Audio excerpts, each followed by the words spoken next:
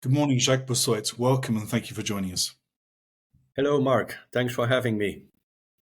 So, I know you as the writer of La Lettre Financière Politiquement Incorrecte, which is the politically incorrect financial newsletter. Yeah.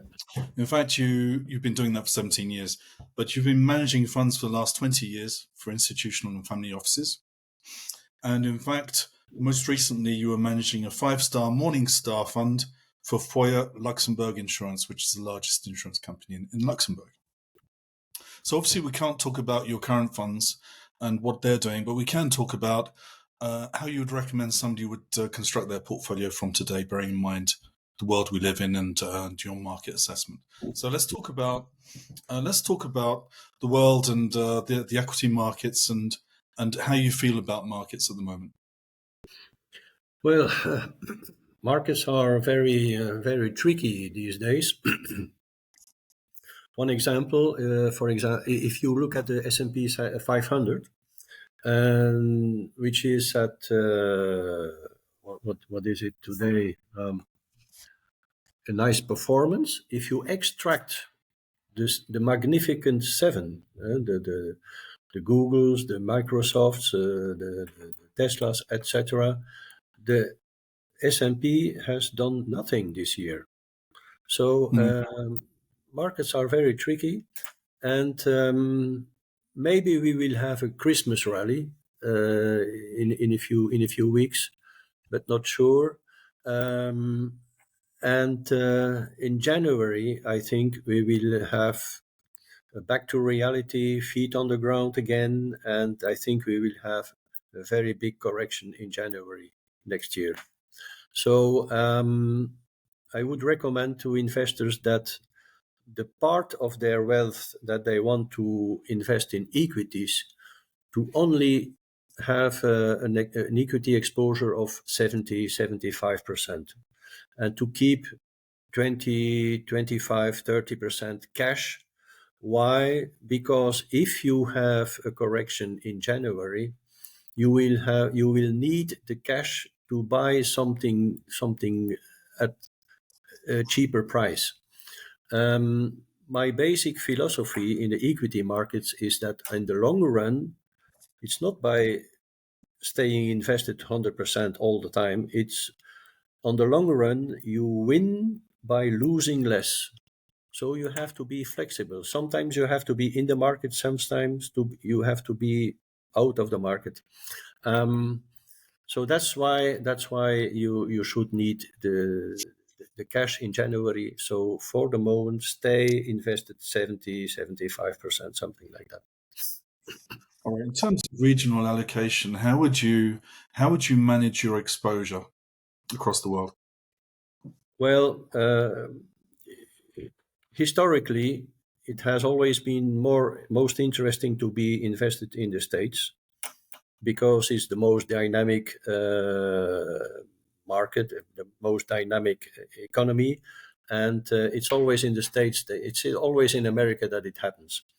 So I would say overweight America is always a good thing. I would say if you have to allocate your portfolio, put maybe 15% in global equity funds, 25 in US equity funds, 15 in Europe, and a little bit in the emerging markets. And try also to find some interesting flexible funds. Funds who can have equities and bonds, for example. Why a little bit in the emerging markets? Because if in January we will have a risk-off period again, well, emerging markets are always considered as a little bit more risky than the rest. So it's not interesting to have a big part of your portfolio in the emerging markets today, but it could be interesting again in January. Why not? All right, so that's investing across those regions incorporates currency risk. How would you manage your currency risk? Currency management is a very difficult part of the portfolio management, and that's the reason why most of the portfolio managers don't manage the currency risk. They are always fully hedged, or they don't hedge at all, because it's so difficult, and it's very important. I would suggest to the investors that what they have invested in American equity funds, that they don't hedge the dollar for the moment. If you have a dollar exposure of 35% today, it's perfect. In normal situations, you could go to 50% of dollar exposure. As Europeans, we have the choice between three interesting currencies. We have the Swiss franc. I could recommend you to have 5-6% of your portfolio in Swiss francs in cash. It's a good hedge, but it's too small to have more, and it's a very manipulated currency also. Everybody knows. Then we have the dollar, and we have the euro. The euro is a very complicated system. We are not sure that it will stay like it is. It's not without danger. And then we have the dollar. The dollar on paper should be a weak currency because of the debt explosion. The dollar should go down, but in reality, it's not going down. Look at what happened this weekend. Moody's downgraded America, and I see that the dollar doesn't move this morning. It's 107. Nothing happens. So you see that if there is a problem in the world, if there is a war somewhere, the dollar stays a safe haven currency. So it's kind of a hedge also. So if you have today 35% of dollars in your portfolio, maybe more, it's not a problem. Don't hedge. Don't panic about the dollar. All right, let's look at sectors now. We've spoken about regional allocation. Bearing in mind what's happening in the world at the moment and the uncertain situation with two conflicts in the Middle East, one in Ukraine, would you be in the defense sector even now? I would recommend everybody to have a nice part of the equity portfolio in defense. Why? Because we have a war in Europe. It's the first time in 70 years that we have war again. So investing in defense is not very ESG, okay, but it would be reckless not to invest in defense with Mr. Putin on our doorstep.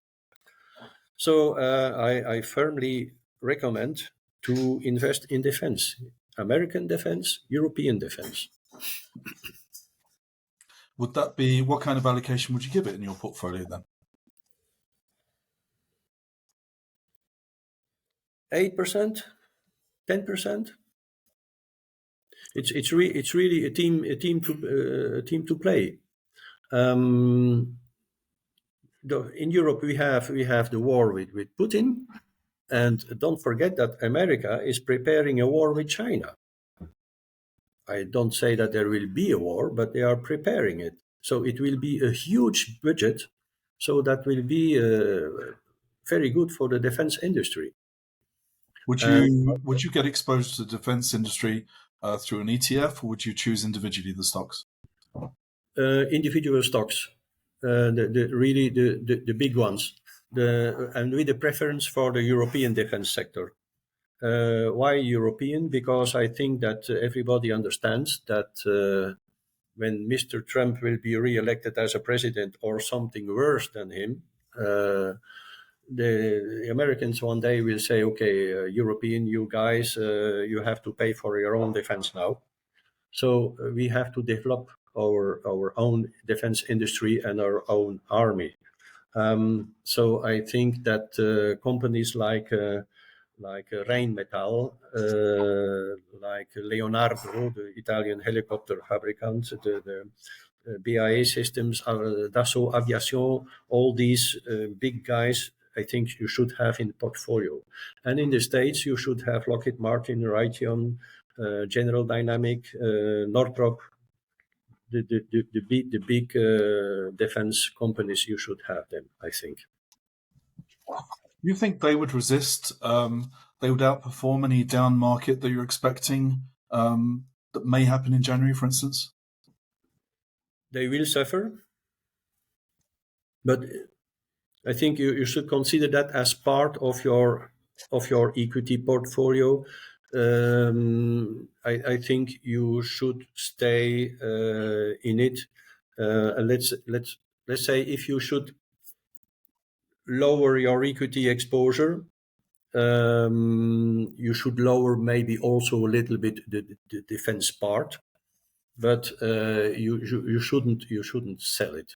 You should stay in it, but keep in mind that if you lower the equity exposure of your portfolio to 50% and you stay at the actual 10% of defense, it would be too big part of the portfolio, so you should lower also a little bit the defense, but stay in it. Jacques Bossuyt, it's been wonderful talking to you. I look forward to reading your next financial newsletter, which I hope you'll be sending out this week. I'm preparing it. Thanks for having me, Mark. Bye See for you now. next time. Bye. Bye-bye.